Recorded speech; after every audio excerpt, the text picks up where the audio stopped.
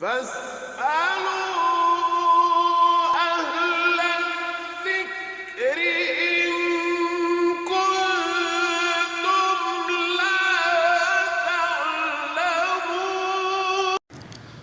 نوجوانوں میں ایک سوال یہ پیدا ہوتا ہے کہ ٹھیک ہے، ہمیں امام کو فالو کرنا ہے، ہمارے پاس اتنی استطاعت نہیں ہے، اتنی کمپیٹنسی نہیں ہے، تو ہمیں فالو کرنا ہے، لیکن پھر یہ 4 امام کو ہی کیوں مخصوص کیا گیا؟ امام تو بہت سے گزرے ہیں۔ تو دیکھیے، جب رسول اللہ صلی اللہ علیہ وسلم کے دنیا سے رخصت ہونے کے بعد جب اسلام ساری دنیا میں پھیل رہا تھا، لوگ اسلام میں داخل ہو رہے تھے، تو لوگوں کے سامنے نئے نئے مسائل پیش آ رہے تھے، تو لوگوں کو ضرورت پیش آئی کہ ہر علاقے میں، ہر شہر میں ایسے علماء ہو جو قرآن حدیث سے مسائل نکال کر ان کا حل پیش کرے۔ تو ہر جگہ اس وقت علماء موجود تھے۔ امام اوزاعی رحمۃ اللہ علیہ شام میں موجود تھے، کوفہ میں امام ابو حنیفہ، امام سفیان بن ثوری، اسی طرح امام مالک رحمۃ اللہ علیہ، امام احمد بن حنبل رحمۃ اللہ علیہ، امام لیث بن سعد رحمۃ اللہ علیہ، اسی طرح امام داؤد ظاہری رحمۃ اللہ علیہ، بہت سے امام موجود تھے۔ لیکن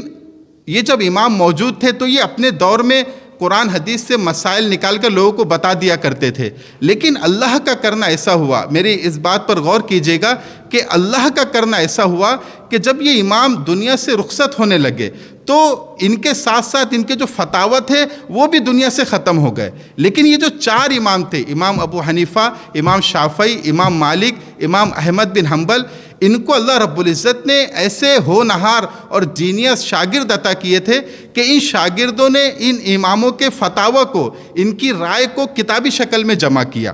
جیسے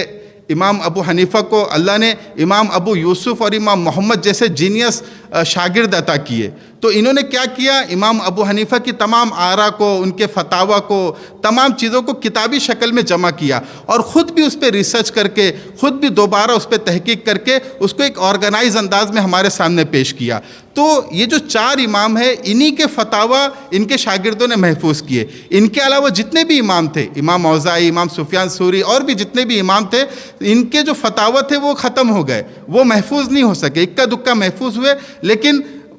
آرگنائز انداز میں صرف یہ 4 کے اللہ تعالیٰ کی طرف سے محفوظ ہوئے۔ اسی لیے پھر علماء نے بعد میں یہ فیصلہ کیا کہ اگر تقلید کرنا ہے، فالو کرنا ہے، تو یہ 4 کو ہی فالو کرنا ہے، اس لیے کہ اگر آپ کسی اور کو فالو کرنا بھی چاہے تو آپ فالو نہیں کر سکتے، اس لیے کہ ان کے فتاوی موجود نہیں ہے، ان کی رائے موجود نہیں ہے، تو آپ کیسے ان کو فالو کریں گے، کیسے ان کی رائے پہ عمل کریں گے؟ چونکہ ان 4 کی